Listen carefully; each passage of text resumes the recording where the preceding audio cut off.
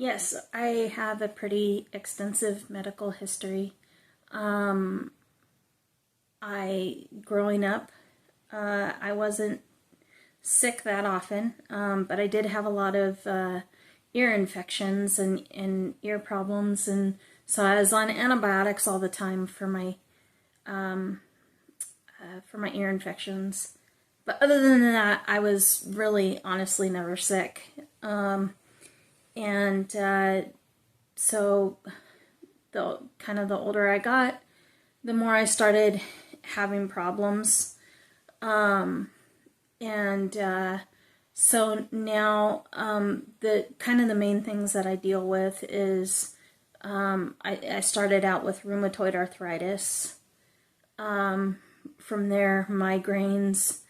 I had gone to Hawaii and I got a parasite that was stuck in me for a long time, and it ended up pushing me into sepsis and quite a few sepsis attacks. And so I've actually been hospitalized with sepsis 15 times and survived. So I am the ultimate sepsis survivor.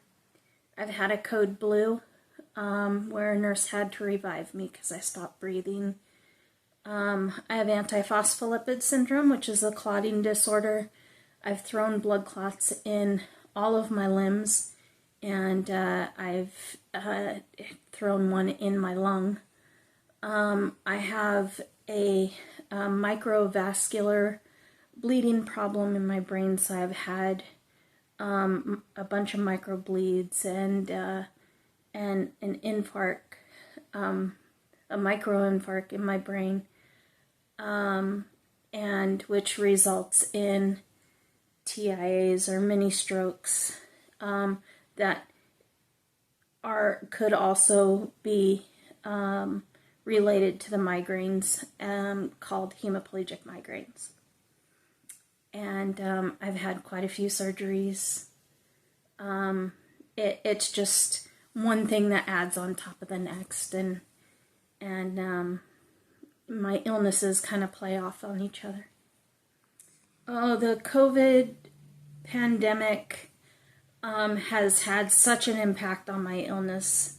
For one, I'm kind of now a recluse.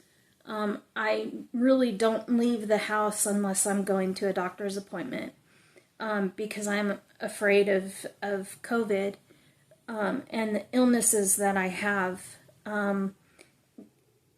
make for quite the challenge to get over COVID. I also had an allergy to the Moderna vaccine, which ended up giving me the deep vein thrombosis episodes. And because of that, I haven't been able to get any of the vaccines or boosters. So, like the Omicron variant, I don't have any protection against that. So it's hard and it's scary.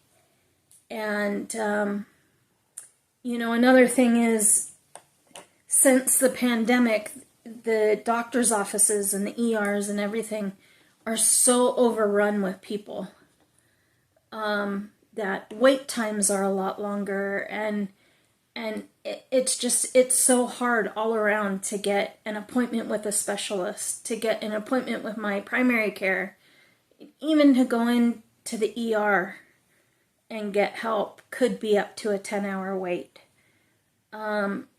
So it's really had an impact on my life.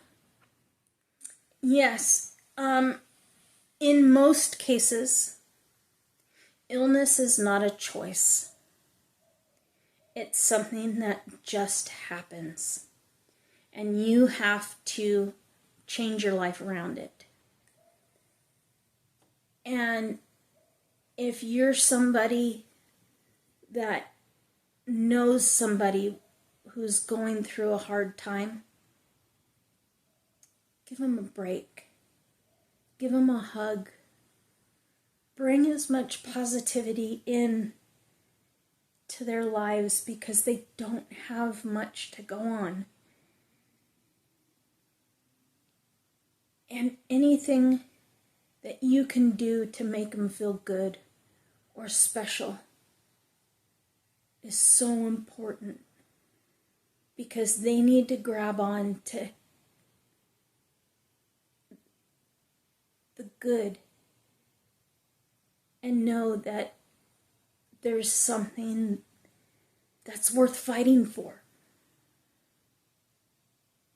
And I think it's really going away, people wanting to do good. And it needs to come back. And anybody watching this, fight and advocate for the people who need it, for the disabled, for the sick, for the infirm. Advocate for them, for fair care and no judgment and positivity, because it really, really does make an impact.